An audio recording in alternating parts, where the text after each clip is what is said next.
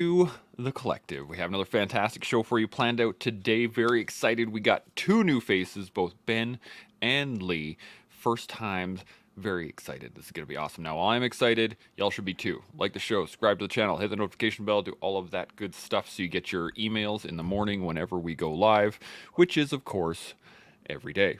Now, if you have any thoughts, questions, comments, anything at all, by all means, put them up in the comment section. If you want to support the channel, you can do that now through a number of things like super comments and super likes and all those cool things. By all means, do that if you so choose. Let's get some intros. Oh, look at that. Boom. Good morning, everyone. Good morning, Vanessa. Good to see you. Looking forward to this conversation. Let's get some intros before we get into the conversation. Lee, I'm going to put you up first. Give me a quick 10, 15 second. Who are you? Where you come from? All that good stuff. And then we'll carry on with the convo. My name is Lee Throckmorton. I am recently retired from a 30-year career in public safety. Most of that time was spent in the fire service. I've recently founded Kaizen Groundworks, which is a tactical athlete preparation company that specializes in prepping individuals for the public safety space. Outstanding. Ben, how about yourself? 10, 15 seconds. Who are you? I'm Ben Click. I'm a retired Army paratrooper and infantryman. Run a company called Sierra 64 Riflecraft, help people get better with long-range rifles and get better through long-range rifles. And kind of going into a bit of a second retirement almost. Going to start traveling and competing down in the States as well. Outstanding. That's going to be fun times. Today, we are talking, well, it's Service Week. You got something, Shaun? What do you got? Sorry. Yeah, I do. I got to give a shout out to Ben with the Rad 2 Commando hat there. So covers my 5 head.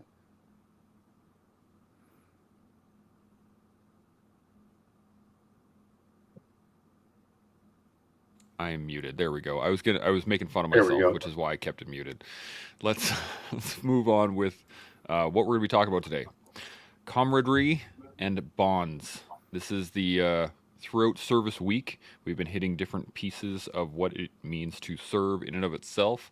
But one of the key things that defines service in my mind is the people that you serve with. So I have a definition both of camaraderie and bonds, and then we'll get your guys' thoughts on it. So let's jump into it. So camaraderie is the spirit of friendship and community in a group, like the camaraderie of soldiers at war who keep each other upbeat despite the difficulty of their circumstances. And bonding, I had to look up human bonding because when I tried to define bonds, it gave me all kinds of financial stuff. So human bonding is the process of development of a close interpersonal relationship between two or more people. It most commonly takes place between family members or friends, but can also develop among groups such as sporting teams and whenever people spend time together. Bonding is a mutual, interactive process and is different from simply liking something. It is a process of nurturing social connection. So, with that said, what are your guys' thoughts? Let's jump around the room. Lee, I'm going to start with you. When I say camaraderie and bonds, what are you thinking? What are your first thoughts?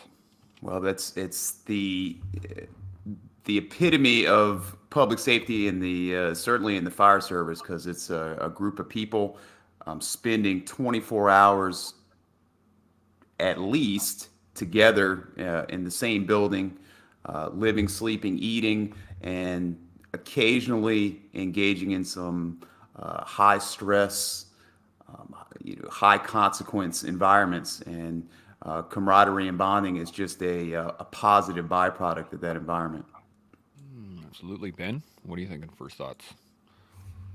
Man, right off the top of my head was maybe as a function of age, is that like it's something when it's going on, it's often undervalued.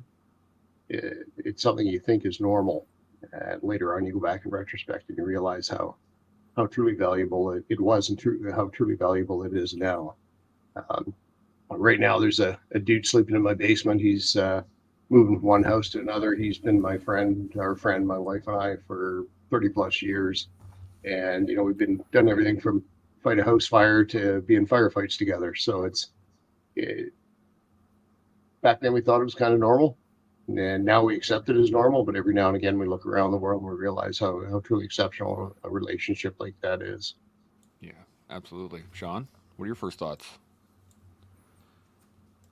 Well, it's pretty easy to make my point because Ben is on the show. And I mean, when did we last serve together? Freaking ages ago. But I was on a podcast with Ben over on TQP, The Quiet Professional. And it was part of the series of Service and Sacrifice with Nathan and Ben as co-host. And I hadn't seen Ben in bloody ages. But man, it was like that. Bam.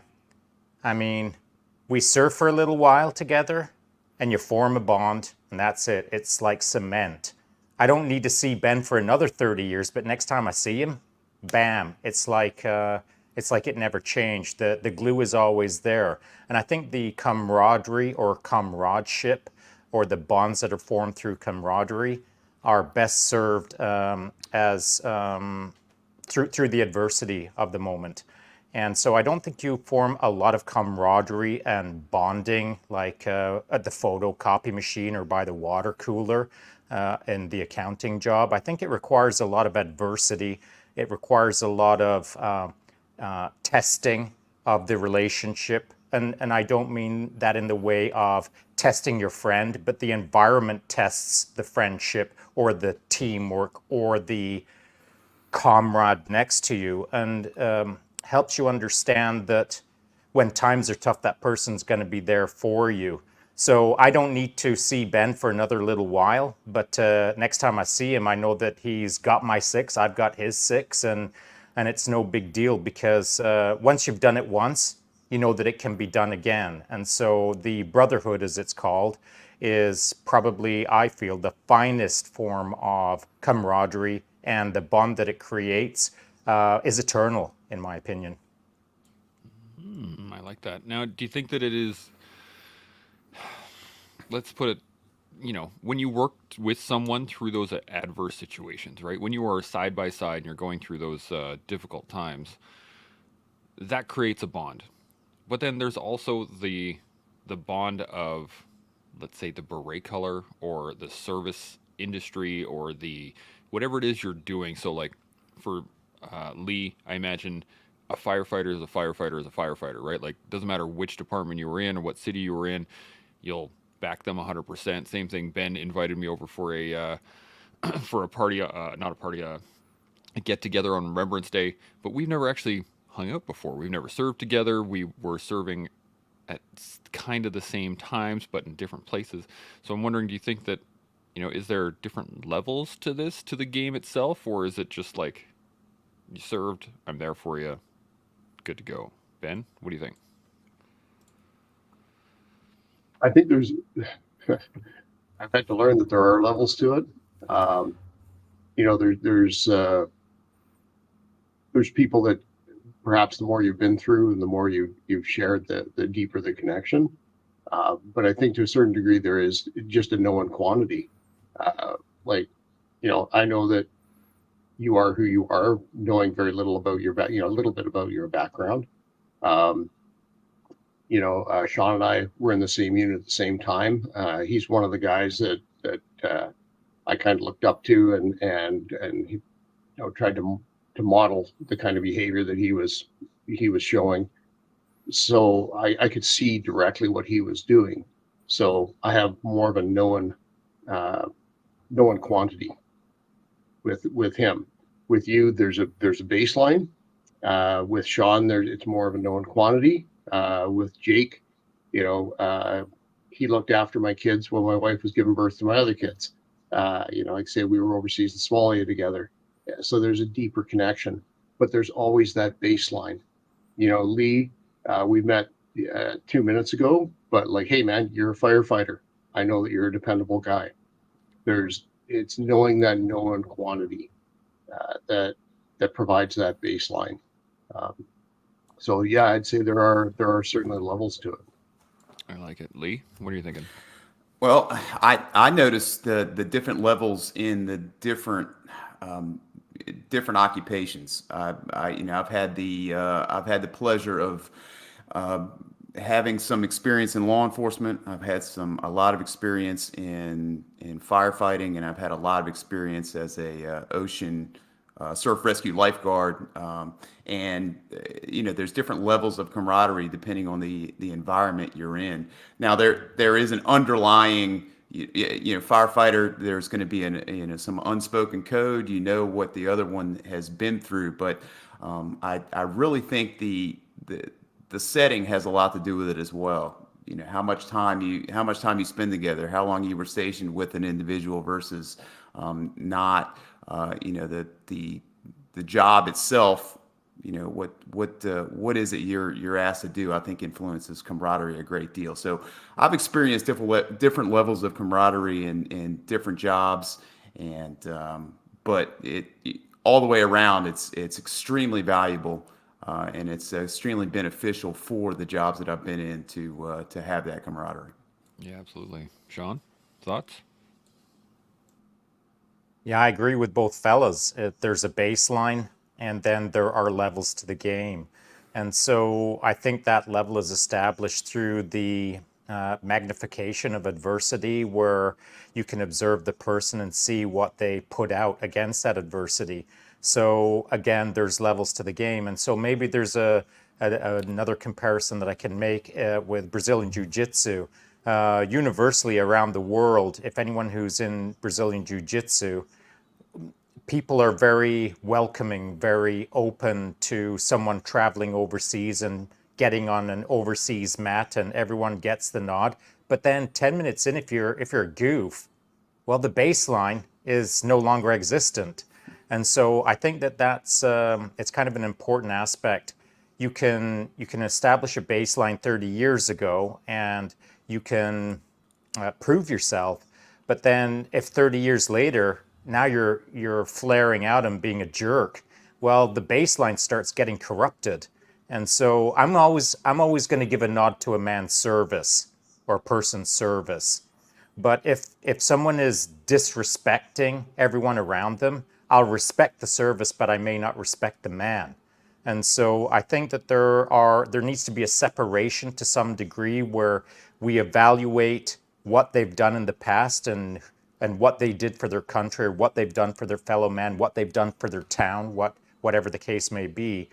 But then when they take off their hat, or they take off their work boots, or they start heading home, if at that point they start turning into a jerk, well, now I'm reevaluating their baseline. It starts getting corrupted. So I'll respect the service, but that doesn't obligate me to respect the man. Now maybe that'll get us stirring the pot up a little bit.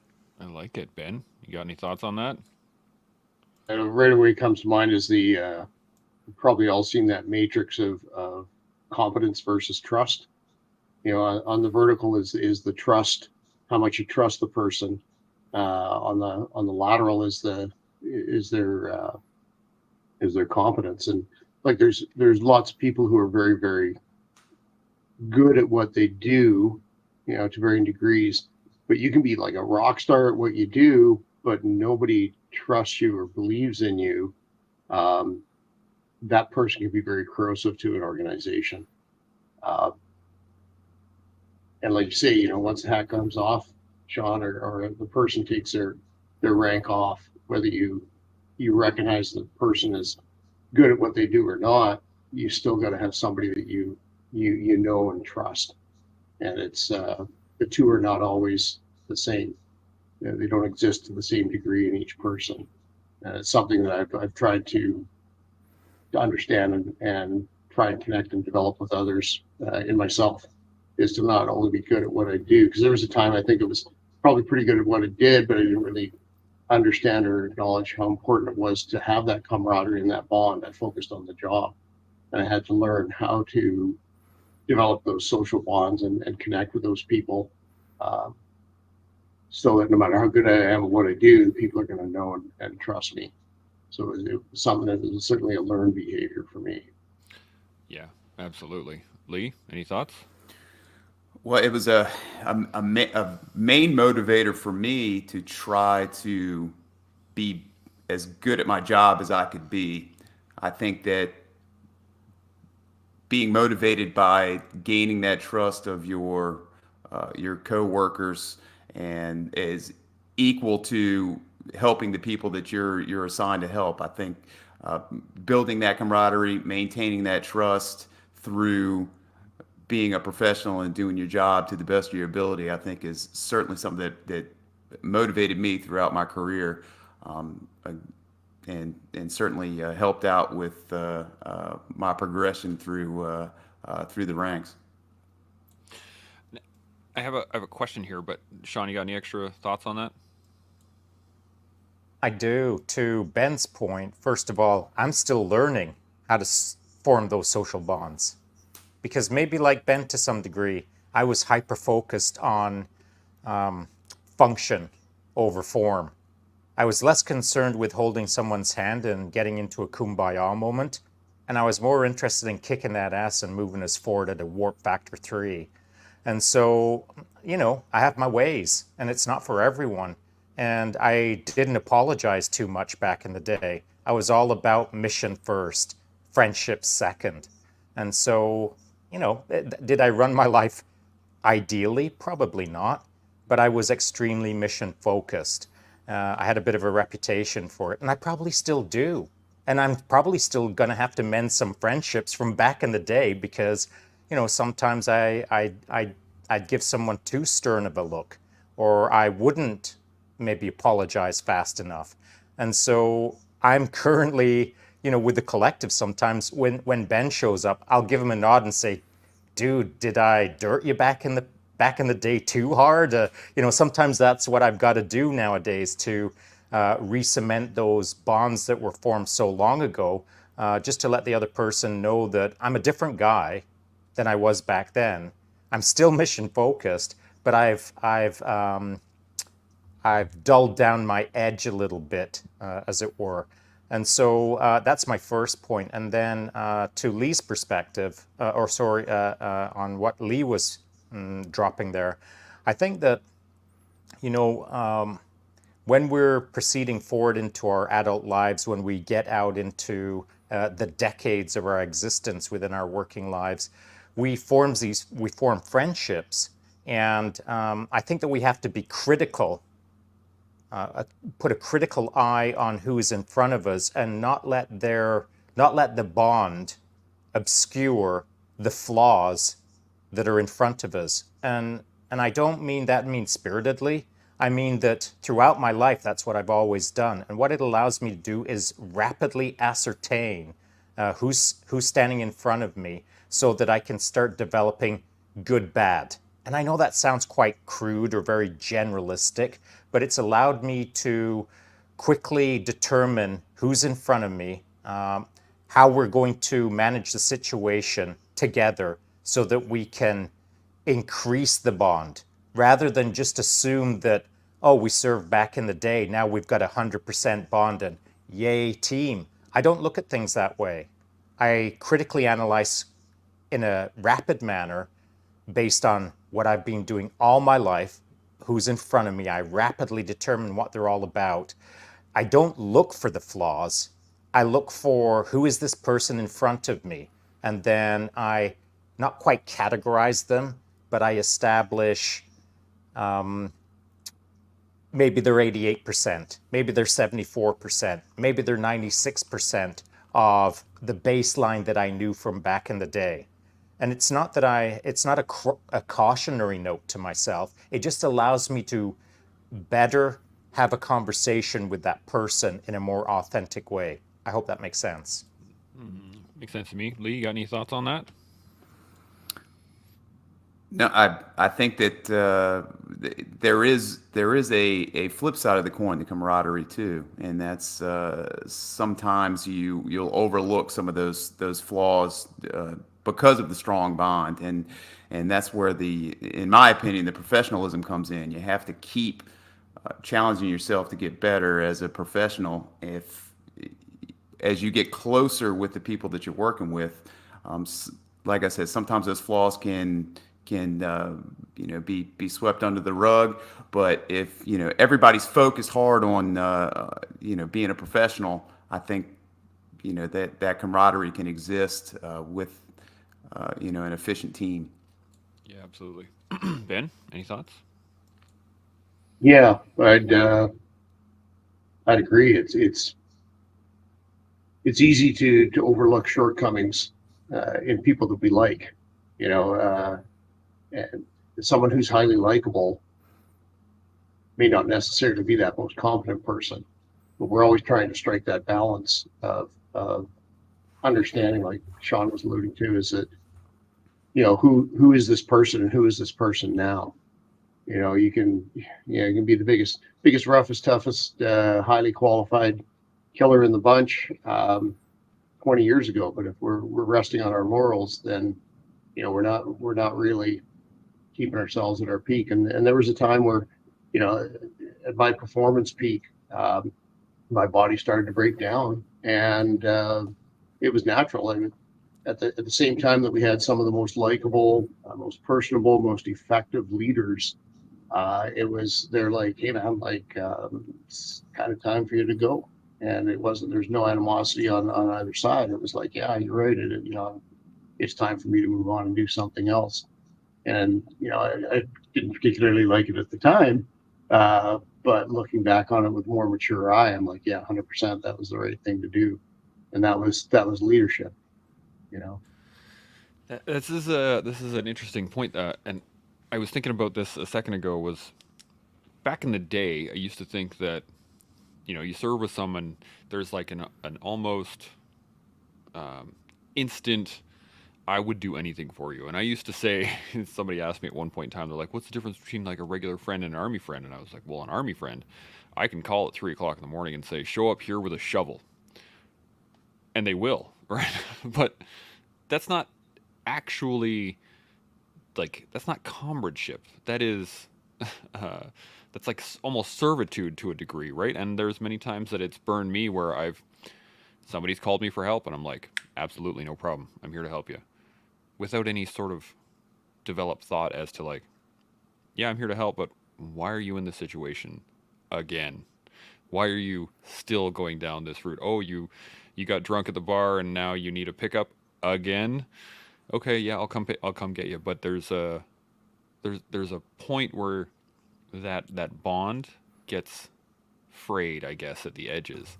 So I'm wondering if you guys have had any experience with that in terms of, people that you've worked with that you had that super hard bond and then it just kind of got either eroded or taken advantage of, if that makes sense. Lee, any thoughts? Well, I think that the positive to this is that if you have that bond and camaraderie, you can have an honest conversation with the individual. I've experienced that to a certain extent, and if it gets to that point where things are getting that frayed, I've been lucky that the bonds have been strong enough that I can sit them down and have a conversation that maybe they don't necessarily want to hear. But to keep moving forward and keep that bond strong, the conversation has to be had, and hopefully the bond's strong enough that it will maintain and the person will be better for it in the end. Yeah, absolutely. Ben, any thoughts? This exact point of learning how deep our commitment was to other people was a real major stumbling block for my wife and I as we moved out of the military. We moved from an area where the literal subtitle, the unofficial motto was "My life for you," and everybody around us, our social set, 100% committed to each other. Even people we may not particularly like, or been friends with outside of that group.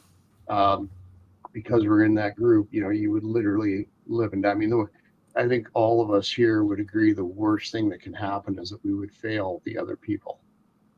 Worse than life or death would be that we would fail those we're with.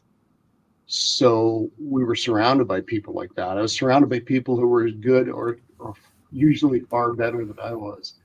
And then we left there and we went to a more conventional unit in the military. And then we transitioned out of the military completely. And when my wife and I tried to develop relationships with other couples, we take them into our hearts with this same level of camaraderie and this same deep bond and commitment. And shock and horror, they would fail us. because they're not approaching it from the same level of depth of commitment. So we had this and then they'd be dead to us. We went through about 3 families, and it was unfair to them, but we had this super high, superhuman level of commitment to these people, and they, of course, weren't reciprocating it. And what we had to learn, and had to actually be explicitly taught by someone, was it's outside of the military or outside of your whatever organization you were with. It's like a 7-walled city, and there's people you've never met or outside the outer wall, and you don't know, nor do you trust them. And then there's people who are super close to us. There may be 2 or 3 couples who are still, are literally family in our hearts and minds. But in between, there's everybody else, and we don't have to take people we've just met and then expect them to be in the inner keep. As they earn their way in through those levels, they come to a level where they're naturally going to settle and be like, okay, we can trust and respect these people to this level, but understand that's who they are and that's where they're at. We meet them where they're at, and they might be, to beat metaphor to death, they might be in the 3rd or 4th level of commitment and camaraderie, and that's okay. It's not an all or nothing binary, ride, live or die. You just got to kind of meet people where we are, and that was a tough lesson for us to learn. Yeah, that is not an easy one to learn at all. Shaun, any thoughts on this? Yeah, I think probably one of the key words that I spit out a fair bit is accountability. And so I think you can have a comradeship and you can have bonding, but the moment that I feel that that isn't being lived up to by the other party, then I'm going to hold them accountable. And so, and that's accountability on all sorts of different levels, from a 1 out of 10 to a 10 out of 10.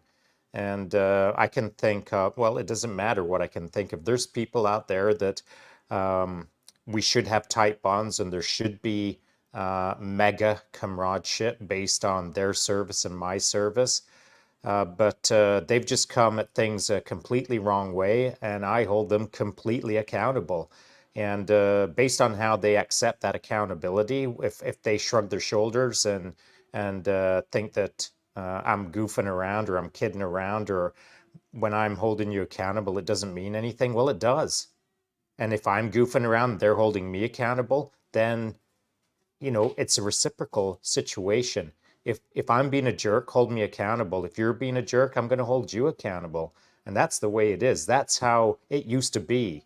That's how we formed camaraderie back in the day. That's how I think any organization that is tested through adversity, it is a matter of looking a guy in the eye or someone in the eye and realizing that they're in the game with you.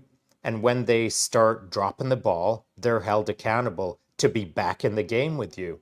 That was a pretty rapid process when we were all serving, I believe. And so I've never changed my way.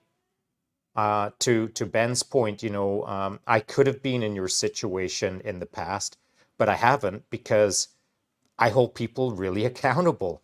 And so I never got to a point where I was so disappointed. Maybe I disappointed them by holding them too accountable, but I never got disappointed by the fact that I didn't hold them accountable. And so maybe I got lucky in that sense, that I stubbornly clung to the process that always worked for me when I was young. If you were dropping the ball, I held you accountable, and there was no hard feelings. Just pick up your socks and let's get back at it. And so that's kind of how I've always run my life. And I've probably lost friends because of it. I mean, civilian friends who aren't used to that sort of velocity or that level of accountability. And it's not that I want to say, well, that's too bad, because it's sad to not leave people behind. It's sad to not resonate with people in a way that I like to resonate with people. And by resonate, I mean, I can count on you and you can count on me. That's the bond. And so if you're screwing up, I'll let you know. If I'm screwing up, let me know. So accountability is critical to me. Yeah, I could not agree more. Lee, any thoughts on that at all?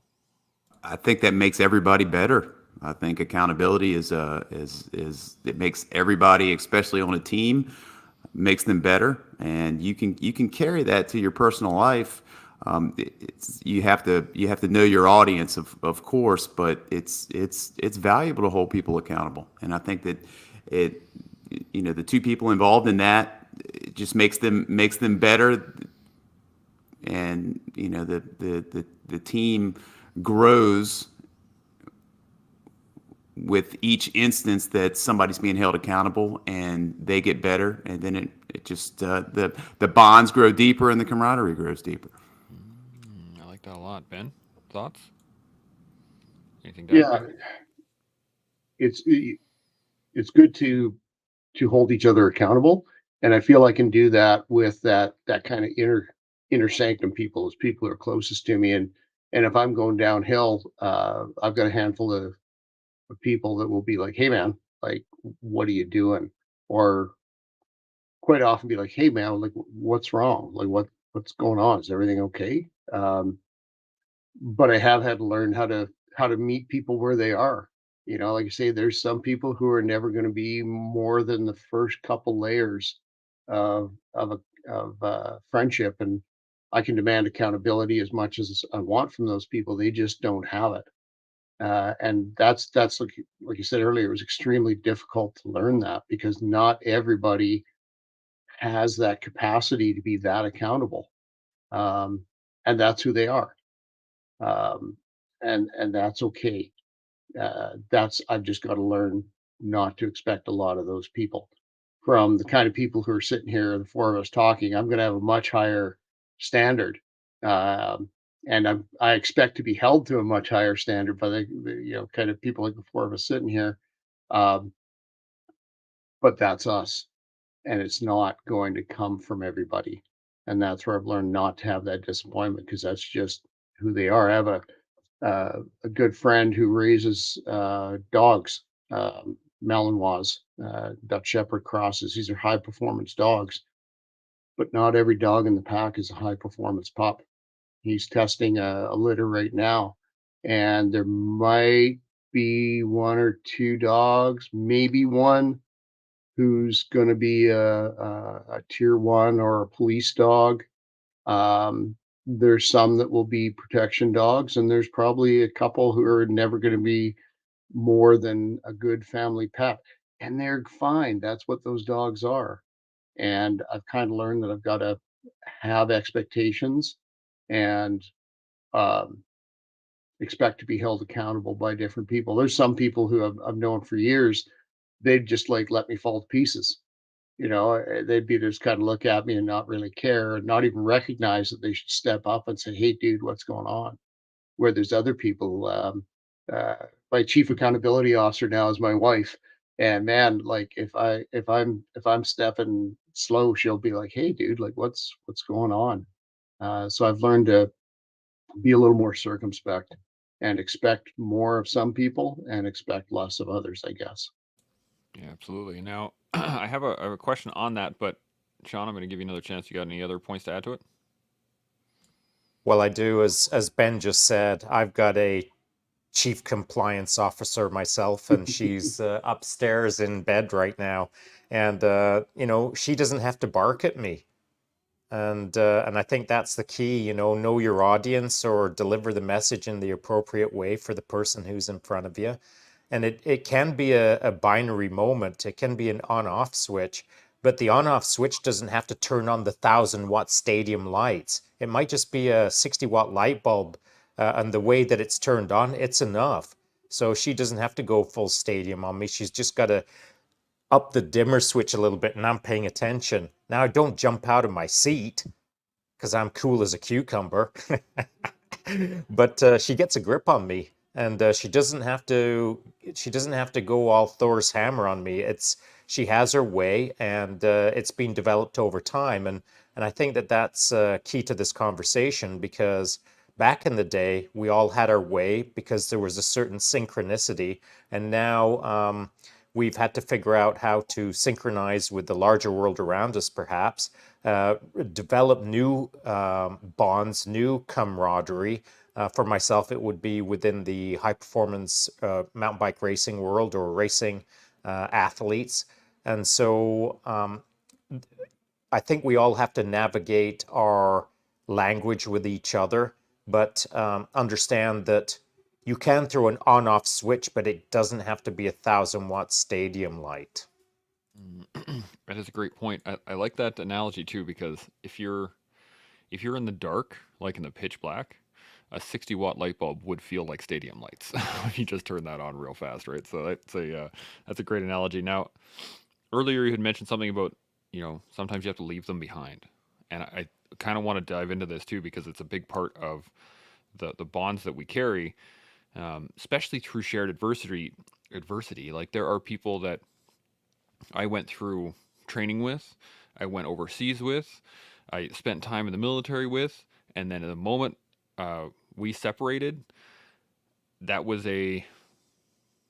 like okay, I'm done with that particular person. And sometimes you do have to leave them behind. And I'm wondering what your guys' experiences are with that, or how to be able to, say, prevent any resentment, I guess, of feeling, in terms of, if you need to move on with your life or you need to move somewhere else and that person isn't moving, okay, how do you do that well? Let's put it that way. Ben, I'm going to come to you first. What do you think? Damn, I don't know if I've done it well. Yeah, like right away, I can think of one dude who's very, very close and was a solid dude back in the day when we first worked together. Uh, but he's kind of the same dude he was in 1990 now, just a little fatter and a little grayer. And he's never moved past who he was as a person then. And um, we don't hang out anymore. Um, and I'm not sure that I did a really good job. We just kind of stopped communicating.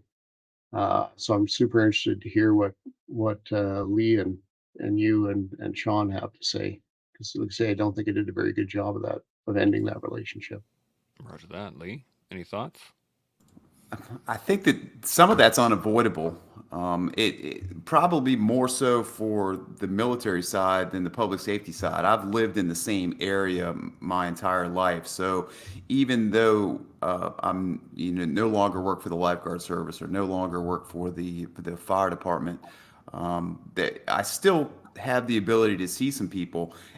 But what I've found for me that has been helpful is fitness has been a great way to bring together, because obviously we shared fitness as an outlet, and it's a professional necessity to be fit, and I've been able to bring that to my retired existence, to where a lot of those people that I shared those bonds and camaraderie with, I'm still able to do it.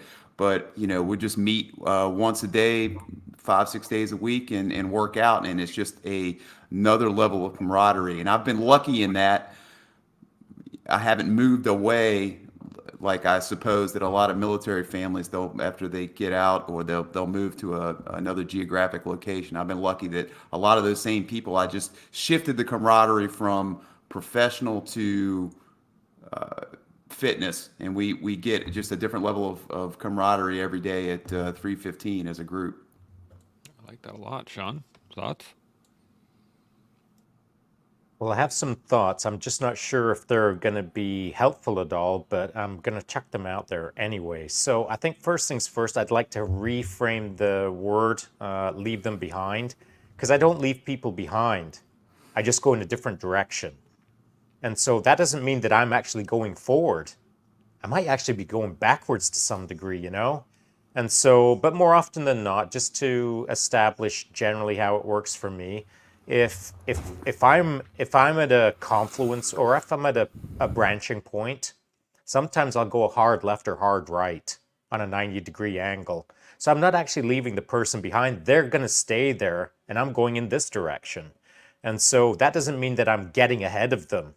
And so that language, I hear a lot of us throw it out. I had to leave that guy behind. I left them behind. And what it does is it throws a negative connotation on it. It puts a negative spin on it for the other person when we all generally agree, nodding our heads, and I've left so many people behind. Now I'm coming across like a jerk. At least that's how I feel. So I don't really think of I'm leaving someone behind. It's just that I'm going in a different direction. My multiple careers have just been different directions. And so when I headed off on different directions, the guys that I used to work with, that I had strong bonds with, that we had mega camaraderie with, it doesn't mean that I threw all of that out the window by punching forward to the stratosphere while somehow they went to the depths of hell, or some sort of weird example. I was just on a different trajectory, perhaps not always as forward as they were. And so that's the first thing that I would like to say. And the second thing, to Lee's point, and I agree with him, fitness is a critical aspect to help maintain that tight bond, or that tight understanding of what the baseline was formed on. Typically, all of us, it was through adversity. And so if someone isn't facing the same level of adversity as when they were young, or the same level of adversity as I am right now, it doesn't mean that I'm gonna look down on them, because you can replace fitness with performance. And so I don't know how fast Ben does a 100-meter sprint. Maybe not as fast as he used to, but I don't care about that. What I do care about is he's in the game of performance. And so he could probably outshoot me. I say probably, he would outshoot me. But that's a performance thing. And so I can respect a guy who's 9 million pounds overweight if he's performing in life. So he doesn't even have to get off the couch. If he can outthink me, if he can outtalk me, if he can outwrite me, if he can out freaking full time and space me, then I'm a fan. Performance is what I think of, not powerlifting. Performance is what I think of, not running around the block. Now, it just so happens that performance and fitness are generally co-joined at the hip. So if you can run a pretty good clip around your block, then chances are it probably bleeds out into the rest of your life as a performer. I care about people who perform. If you ain't performing, I start giving a little bit of stink eye. And so I don't care if you can climb up a rope at warp factor 3. By the time you come down the rope, if you can't tie your shoelaces, well, that's a performance issue. And so you're the best rope climber in the world, but bro, you're tripping on your shoelaces. So let's clean up a few things. Let's get some of these performance things sorted out. I don't expect you to be an Olympic sprinter. What I expect you to do is perform in life. Because if you're performing in life, that means that I can count on you when times get tough to perform when we're all performing. Now, as a group, if we all got together, we'd be able to figure out, the four of us, who needs to perform this and who needs to perform that to maximize our unit, to maximize our total performance as a group. That's what I care about, not how fast you can do your block, if that makes sense. Absolutely. Lee, I'm going to come back to you. You got any additional thoughts on that? I agree. Certainly, it's certainly when in the professional realm, that performance is extremely important, and the ability to combine those aspects all at the same time is valuable to the group, and you certainly can notice. People are good or bad in the performance factor, how that affects the group as a whole, and that can certainly be detrimental to the camaraderie of the team. Yeah, absolutely. Ben, you got any other thoughts at all? Yeah, I really appreciate Shaun, especially his first point. It's not about leaving people behind. It's the the idea that we're moving in different directions. And what's important is that we are moving, both in literal, physical sense. Like I'm not a high athletic performer. I wasn't then, and I'm not now. But my buddies and I do go to the pool, swim for a while, and then of course we sit in the hot tub and solve the world's problems. But we're trying to get better together. And as long as a person is moving their performance forward and is interested in growing and developing, then I'm interested in that person. I'm fascinated by that person. That moment, like I bring students out in the range, and we get them zeroed at 100 meters, and then the very next thing we do is we get them out as far as our range goes, which is 800 meters. And that light bulb moment, when they achieve something that just they never thought possible, because they connect on the 800-meter target right away. Uh, and they're hungry now, and they're moving forward, and they want to get better. That's what I'm interested in. That's the money moment. That's the payback. Um, and whether it's shooting or mountain biking or like Lee, you must have some wonderful moments when you see people push through a wall or achieve something physically, that they never thought possible, especially young people who are going to be moving forward into your field. Um, to be able to enable that is magic. Um, and I think that's, on retrospect now, that's maybe why I lost connection with this one guy. We still see each other and it's like, "Hey man, how's it going?" But we lost that real deep connection because I don't see him moving forward. He wants to sit back and tell stories of what it was like then, and how great we all were then, and whether those stories are 100% true or not. That's the real trick, right? If they're true or not. The, Yeah.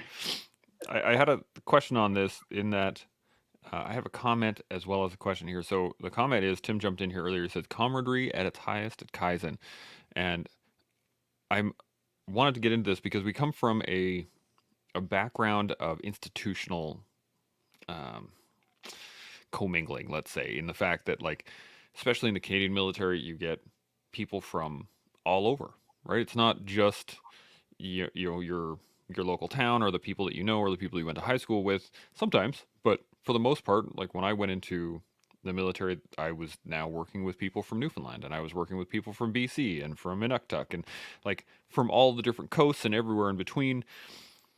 But the environment and the proximity that and the adversity especially is what built those bonds. So I'm wondering, is it required to have that sort of uh, framework, let's say, to kind of build that camaraderie within the adversity, or can you create external environments that build camaraderie and bonds and stuff like that? Which, again, I'm going with the fact that Lee, you have Kaizen Groundworks, and you do this on a regular basis. So, can you build those same kind of bonds, or is it different? What do you think?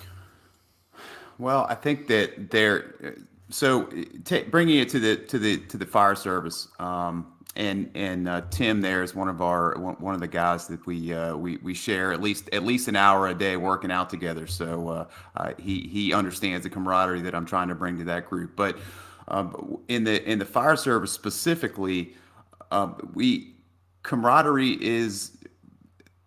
is built and accelerated at the job that we're doing, and unfortunately, that's somebody's house catching on fire and us having to put it out. So there's a flip side to that coin, but there is camaraderie that is developed through that adversity and that stressful environment. Fires are down just as a whole, so we have to recreate that in some capacity to help build that camaraderie. And I think that that's where fitness and performance is important. I think that everybody gets together, they work out, they share some adversity, and I think that that's gasoline on the fire for that camaraderie, so to speak, to accelerate it. And I think it's beneficial to when you don't have what maybe for the military, there's some things that build camaraderie faster than others, And if that's not happening, then we need to find other ways to do it. So artificially, I think that's where group fitness, group performance, or group competition is extremely valuable in building that camaraderie and helping those bonds. Absolutely. Ben, what about yourself in terms of like shooting and moving through ranges and things like that? Have you seen a similar effect? Yeah, I mean, there's to a certain degree, there's embrace the suck. Um, we we do difficult things because they are difficult. You know, like uh, we have kind of this crowd of people, maybe about a half dozen guys my age and older, who show up at the range. They come every Thursday morning. They sit at the same bench. They shoot at the same targets. They have the same goals. Uh, they're highly social, and it's a great outing for them. But they're doing the same thing, and it's all high fives and ass grabs because they're having a good time, and not to disrespect that because it's super important, but they're not progressing, and they're not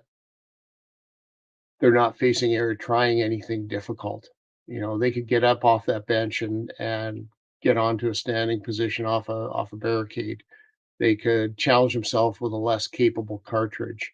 You know, artificially create, like Lee was just talking about, artificially create a challenge that you can overcome as a group. And shooting at long distance, one of the things I like about it is it can't be a solo activity. At times, it's up to 3 or 4 people in the team, spotting or calling wind or whatever. Um, and like I said a little bit earlier, I think it's that moving forward towards a difficult goal, even one that's artificially created, and that's the value, like Lee was talking about with competitions. Whether it's club competition or a national championship or an international competition, um, is less important than the fact that people put themselves under that performance stress. And it's the funniest thing because even at a club level, you can see people react, and all pressure is internal. Like I've been at competitions where there's, I don't know, 250 shooters. There was exactly one person on that range, well, maybe my coach, but one person on that range who really gave a damn about how well I did, and that was me. Everybody else out was busy doing what they were doing, and the value of going there and doing that is that I'm putting myself under that performance pressure because, right, like Lee said, there's not always a house burning down. There's not always a war going on. There's not always a real operation to do. So we create that. The best thing we can do is simulate it through that competition. And one of the byproducts of simulation training is that we've gone through that at least emotionally and or physically difficult challenge and done it together. So I'll see people come off a competition, even with people like Chance was saying, they may not have known the morning before. They've just met them that day, but they have that bond of coming through something difficult in a 1 or 2 day competition, and that bond remains. And the more we challenge ourselves, the more difficulty we seek, then the tighter our bonds are going to be with those other people. It's great to go to Timmy's and have coffee with a bunch of old comrades, but to go out and, I don't know, clean up the side of a highway together, to go and have a common goal of raising funds, whatever it is, do something difficult together. That's where those. I mean, it's more than just trauma bonding. It's more than just, oh my God, we survived that. Which sometimes I used to think half the army bonds were just flat out trauma bonding, but some kind of challenge in some way um, is what builds those bonds. Now, my wife and I have had the most difficult relationship through our lives. It's never been easy, but it's been absolutely worthwhile. We've got a stronger bond now than if we'd just been, mellow, chill people the whole time. I think that's what makes it worth it. Absolutely. Shaun, any thoughts on this? Yeah, I think that it's not that I want to be careful or that we should be careful. I'm just going to throw this out there as a thought. because I typically defer to a high performance mindset. And so if someone's letting down the team, I tend to be critical of their performance. But there's ways that people can be encouraged to perform. And so we're actually doing it right now. I mean, nobody's doing burpees right now except freaking mental burpees. You know what I mean? We're kind of iron sharpening iron right now. Everybody's in the game. Everyone's paying attention. Everyone's looking to converse at the level that we're conversing at. I mean, if you're dogging it right now, it's not that I'm going to give you a stink eye, but you'll know about it. You'll feel it if you're not in the game in this conversation right now. And that word, in the game, is critical to me. I don't care if you can levitate, if you can swim like an Olympic swimmer, it doesn't matter to me. That does not impress me, because if you're swimming like a super freak, but you ain't in the game, you bore me. And so it's critical to me that you have to be in the game. And for everyone, that's at different levels. And I'm not much of a swimmer, so I'd guess all of you could probably outswim me, but I'll be in the game drowning in the shallow end trying to keep up to you. What I won't do is sit on the deck and shrug my shoulders and not get in the game. And so I think that for me, the bond of camaraderie and the bond of even just the bond of friendship, it's super important to me that I know a person's in the game with me. That doesn't mean that they've got to keep up to me. I might be keeping up to them. That's immaterial to me. The fact remains that someone is focused and understands that they're pursuing betterment. And that's kind of what we do over here at the collective, is we're in the freaking game. And so people who come onto the show, like when Lee showed up, I listened to him for about, I don't know, a minute and a half. I was like, in the game. Dude's in the game. And that's enough for me. And over a period of time, I'll get to know Lee over the next few weeks and months. And if he's not in the game, see you later, Lee, because I don't surround myself with people who aren't in the game. And that is probably the crux of this conversation.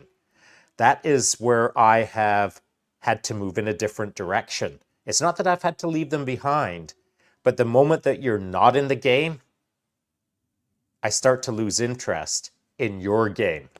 Because my game is this, or my game is that, but my game is motion, forward momentum. It's why I named my coaching company Forward Momentum Coaching for 15 years. High performance people doing high performance things, but at different levels.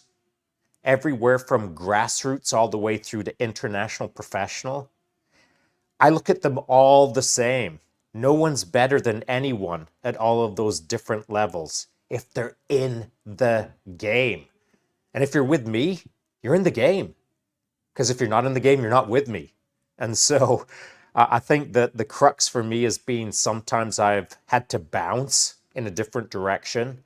And, the term typically would be leave them behind, because I have to keep moving forward with some form of forward momentum. Not always in the right direction, but it's what separates, as the old saying goes, the men from the boys, or the wheat from the chaff.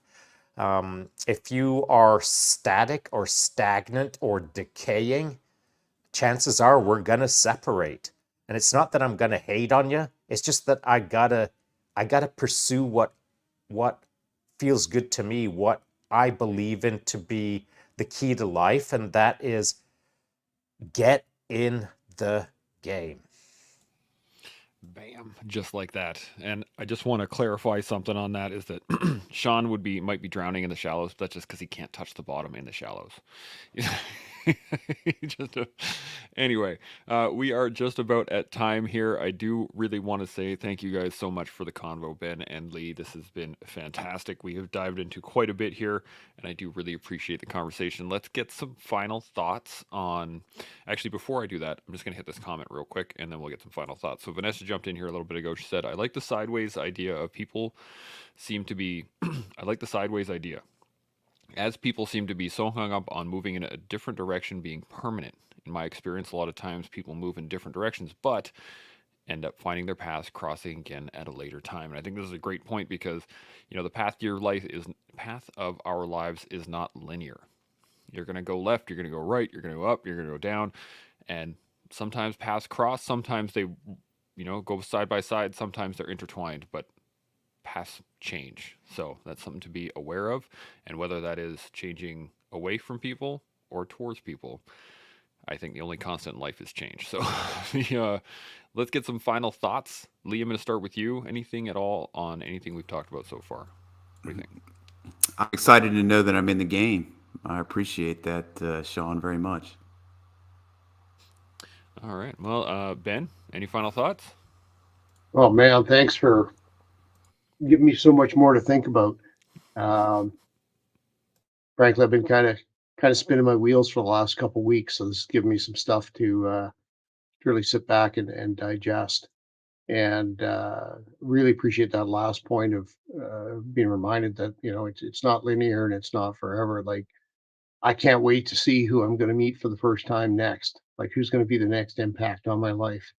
Um, and I know that there's people I'm going to reconnect with, like Perry Beckwith. If you're out there listening, man, we are going to hunt together. We haven't seen each other in years, but I know we're going to get out together and hunt together. Um, yeah, I got a little bit fired up this morning just by listening and talking to you guys. So thank you. Bam. That's what we do here at the Collective. Yeah. I like it. Shaun, any final thoughts?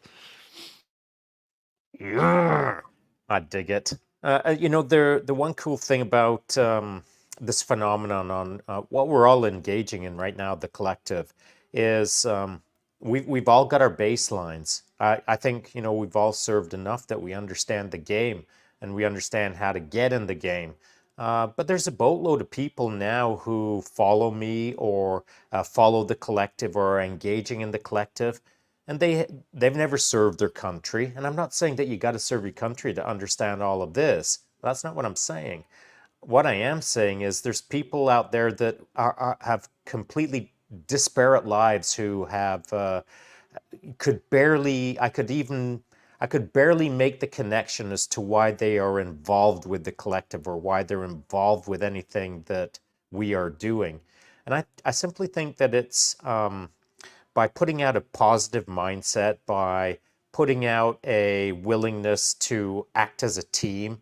I don't need anyone to burpee their way to the collective. All I need to know is that they are seeking betterment. And it doesn't have to be at 1,000,000 miles an hour. 3 miles an hour is good enough for me, man. If you were at 0 miles an hour yesterday, all I need to see is that you're in the freaking game. And I'm a fan. And so that has kind of been building on itself to some degree, that the moment that someone steps up and ties their shoelaces and takes 3 paces forward, well, dude, I'm your biggest fan. Where I'm not your biggest fan is when you stop moving and you do that for a while. And now I'm going to look at you and I'm going to hold you accountable and say, dude, get back in the game. The moment that you take another step, now I'm your biggest fan. So all I need to see is momentum from anyone, and I'll always cheer them on. And it's not that you need, again, to have served your country or served your community. It can be literally any industry or any background. But if you're positive-minded and want to do more for yourself and your fellow man, well, freaking rock on. I'm your fan. I like that a lot. I don't have a whole lot to add. There's I think we covered quite a bit. It reminded me of this quote from a long time ago, as we were talking, and it's from John F. Kennedy. He says, "We do these things not because they are easy, but because they are hard. And I think that's the mindset, at least within the collective that I've seen across the board, is that we don't seek the easy things. We seek the hard things, specifically because they're hard, just for that matter alone. And then we can build off it from there. So I would say to anybody out there listening, learn, build, grow. And you do that with us every day here on the collective. We'll see y'all tomorrow. Chimo. Chimo.